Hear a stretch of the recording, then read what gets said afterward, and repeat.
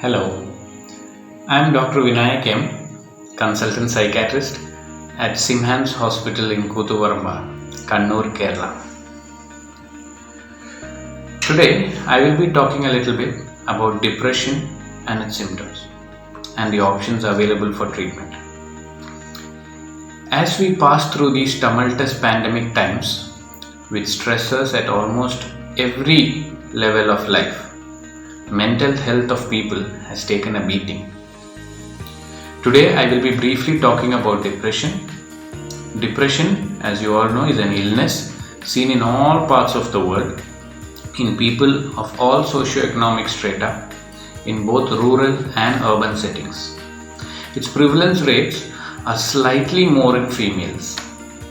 The mean age of onset for depressive disorder is about 40 years of age, with 50% of all patients having onset of symptoms between 20 and 50 years.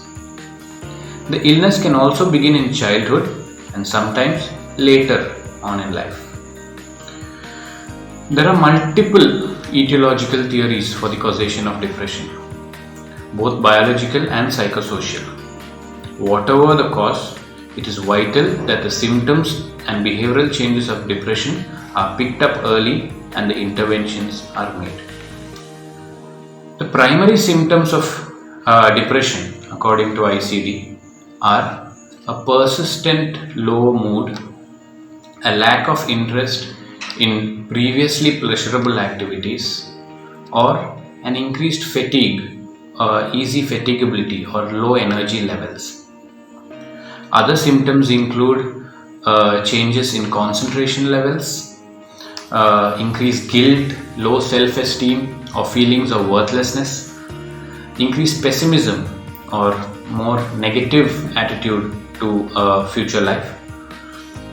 Changes in sleep and appetite. Changes could mean decreased sleep or increased sleep. Could also be decreased appetite or sometimes in atypical depression, increased appetite. In severe cases, patients present with suicidal ideas and suicidal attempts. Once the diagnosis of depression is made, we need to look at the treatment options available in front of us. The mainstay of treatment for depression includes pharmacological and psychological interventions. Multiple studies have shown that a combination of both these yields the best result. Pharmacological interventions mostly include an arsenal of antidepressant drugs that modify the serotonergic, noradrenergic, or dopaminergic systems in the brain.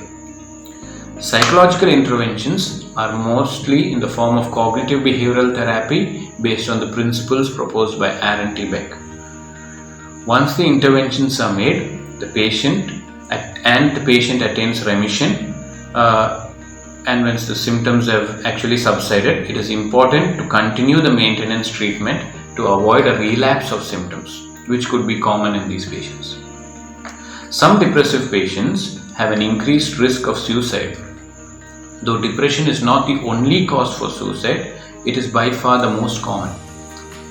Studies have shown that a large number of people who attempt suicide warn a close friend or a family member about the stated intent prior to the attempt. We need to provide a listening ear to those with suicidal ideas, be non-judgmental, and help them seek professional help.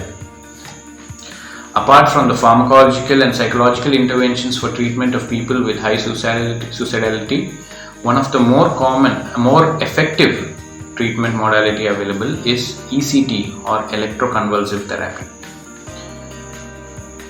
ECT provides a quick relief from these suicidal thoughts and is a relatively very safe procedure. Ultimately, we all need to realize that depression is not a sign of weakness or a defect in character. Depression is real, just like any other medical illness like diabetes or cancer, and it needs to be treated in time. Take care. Thank you.